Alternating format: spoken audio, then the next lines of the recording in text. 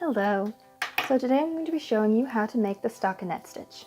This video is intended for those who are brand new to knitting, so maybe you have the knit stitch down, maybe you have the purl stitch down, maybe you've never picked up a pair of knitting needles before in your life. It's totally fine.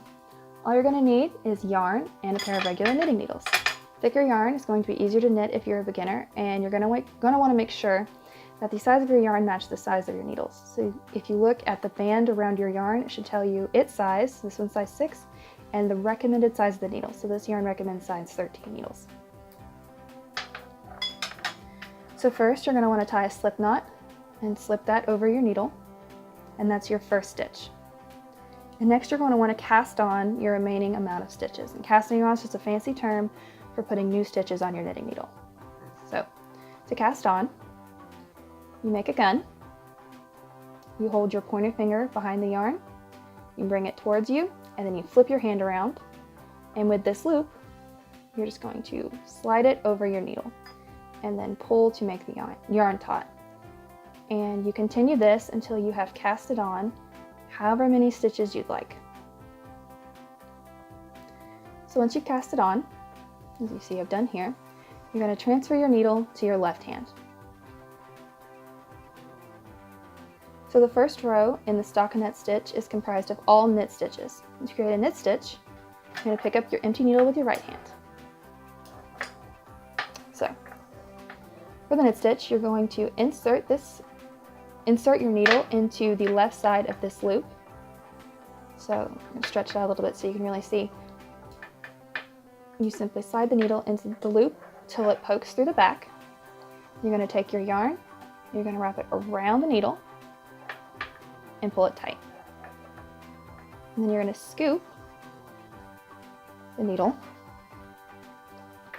from the left hand side towards you, and you're going to pull, you've created a new loop with the yarn, so you're going to pull the old loop off. And you just want to give the yarn a little tug. You're going to repeat that with all the stitches. So you poke the needle through the loop from the left hand side to the right, wrap your yarn around your needle, scoop it, and pull it off.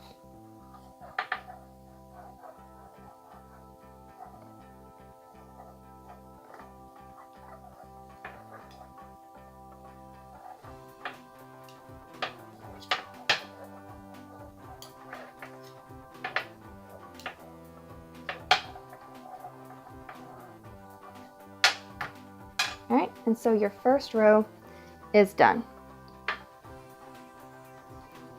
And these are all of your knit stitches. So then you're going to transfer your needle back to your left hand.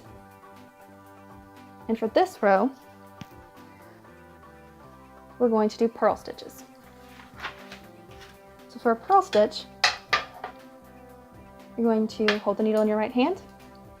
You're going to insert the needle into the loop from the right, and it's going to be pointed towards the front, towards you. You're going to take your yarn, you're going to wrap it around the needle the same way you did for the knit stitch, pull it taut, and then you push it down, scoop it, and it's going to go towards the back. And notice how the yarn stays in the front this time. So you just pull off the old stitch. Keeping the yarn towards the front, you simply repeat that until the end of the row.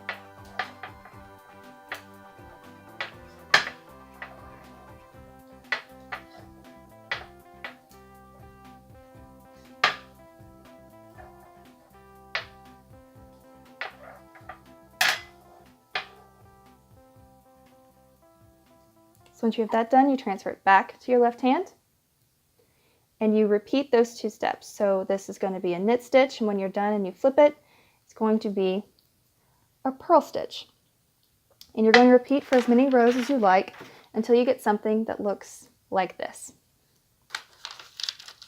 If you get lost, you can tell the knit stitches and purl stitches apart by the way they look. So this side is the knit stitch, and they look like little hearts stacked on top of each other, or little arrows, or maybe a little chevron print. And on the back are all the purl stitches, which look like little loops. Thanks for watching. I hope you found this helpful.